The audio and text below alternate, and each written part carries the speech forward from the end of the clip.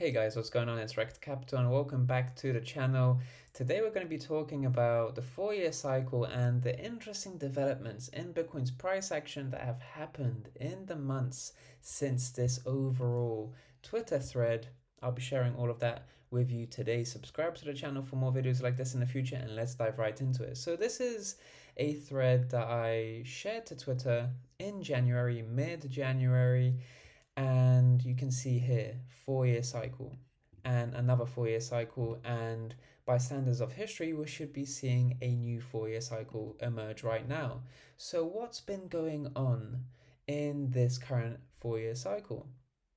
Well, just breaking down the 4-year cycle very simply, very quickly, candle 1 tends to be the most exponential move, the most exponential year for Bitcoin's price action. Candle 2 is where we tend to see a bear market. So a bear market occurring after an exponential candle 1, a bear market occurring after an exponential candle 1. So in 2022, that's when we should theoretically, according to the 4-year cycle theory, see a bear market. Candle number 3 is where we see a bottoming out candle after the bear market. Bottoming out after the bear market. So in 2023, we should see a bottoming out after a bear market, which could average between 80 to 84.5%. And then candle 4 is where we see a new recovery. Bitcoin recovers. And in this 4-year cycle, we didn't see a new all-time high, but in this 4-year cycle, we saw a new all-time high, showcasing just how strong candle number 4 in the previous 4-year cycle really was. So what could we say going forward about this current 4-year cycle? This is more of an unrelated tweet in the thread, but what we need to talk about is the key 4-year cycle levels, because candle number 4, as we mentioned, was a little bit more exponential than this candle number 4.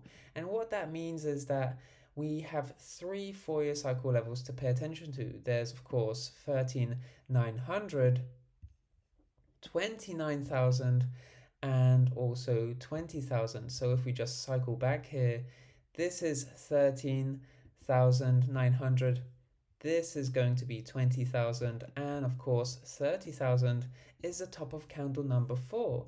And if you just look at previous candle number 4s, the resistance of candle number 4 turns into a new support for candle number 1. And you're seeing the same thing happen right over here with that most recent dip to 29,000. And of course, this is a chart from January 4th.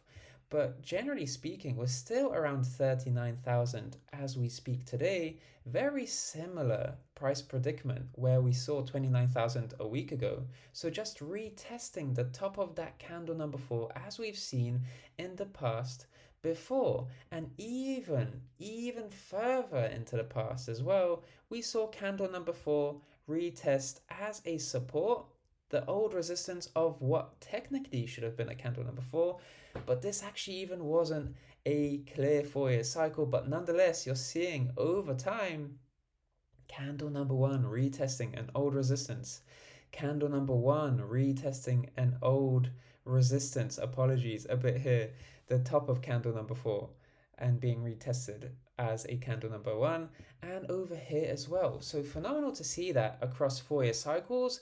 And not even 4-year cycles, across Bitcoin's price action generally, the most exponential candle 1 tends to see support at a previous yearly candle top resistance. And that's great to see because that just showcases confluence, not necessarily in the 4-year cycles themselves, but generally in the inherent price action of Bitcoin. And the 4-year cycle is governed by the halving events, which is why we tend to see this sort of confluence across time. Not even important about the 4-year cycles, but those key support flips, key support flips, key support flips. And the halvings here, the blue lines, are what precede a fantastic candle number 1. The most exponential candle number 1 is governed by these halving events. They precede those exponential candle ones, and you can see that across time. And you can see that in this new 4-year cycle as well. So that's something to really bear in mind.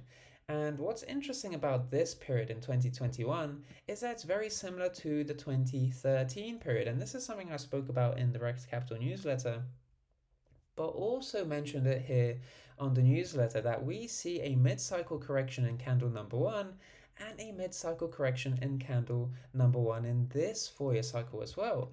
What's interesting is that in 2013, you can't see a crash of 80%, right? You can just see a very strong green candle.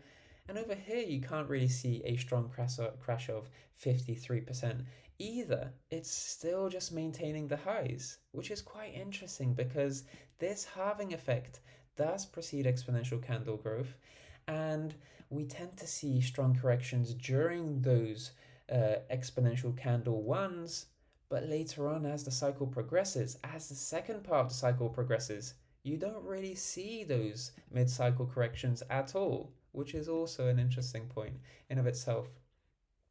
But this is where we really need to focus on the historical tendencies, because this minus 53% crash feels like a bit of an anomaly. But this is a thread from mid-January 2021, and I was talking about a retrace being possible in quarter one, and of course we got the retrace, but it was in mid-May, so it was quarter two, mid-quarter two, roughly speaking. So we still got the retrace, but a little bit later. That's also an interesting thing. Is time, are we seeing a lengthening in the cycle? Because historically speaking, we should have seen a quarter one retrace, but we saw it in mid quarter two. So is the cycle, historically at least, lengthening a bit?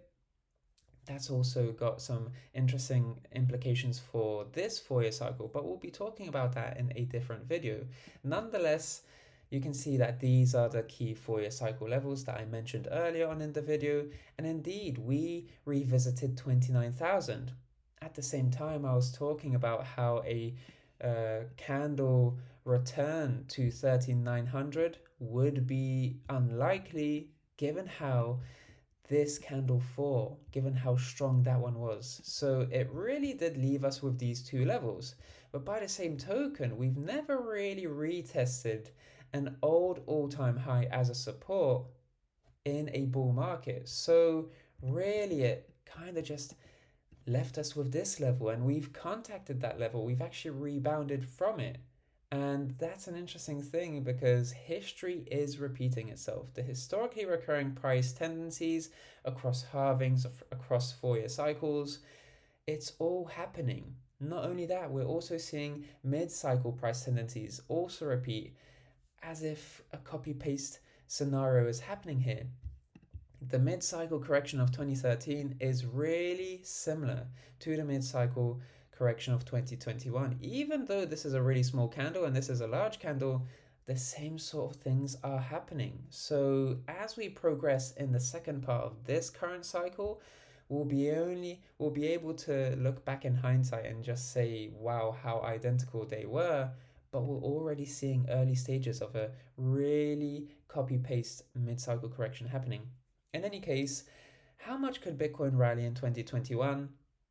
According to the 4-year cycle, we should see by the end of the year, we should see a dramatic increase in candle number one, because this is what has happened in the past. But a case can also be made that we might see a lengthening in this current 4-year cycle, that we might even see candle number one potentially even produce some more upside in candle number two, followed by a bear market. That's also an interesting thing to bear in mind. I'll be sharing and talking about this, sharing my thoughts and talking about this in a future video.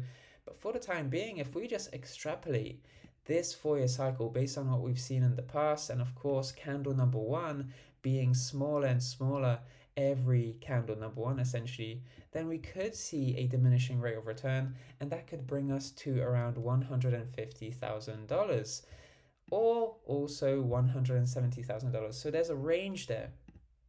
But nonetheless, a 80% bear market should occur, whether that's in 2022 or a little bit later, given that lengthening cycle, that still remains to be seen, but something to bear in mind nonetheless. And of course, we should see bottoming out and then a new trend recovery later in the coming years for yet another new 4-year cycle. But of course, let's see how this 4-year cycle continues to pan out. It's really still exciting. I still believe we are in a bull market. We're still in that mid-cycle correction. Nothing out of the ordinary. Price is really just replicating mid-cycle 2013. So let's see how that continues. History is repeating itself at the moment. And if you enjoyed this thread overall, feel free to check out my Rekt Capital newsletter. It's in the link in the description down below. But above all else, guys, subscribe to the channel for more videos like this in the future. Like the video if you enjoyed this one. I'm Rekt Capital. Thank you so much for watching today, and I'll speak to you in the next one. Speak to you soon.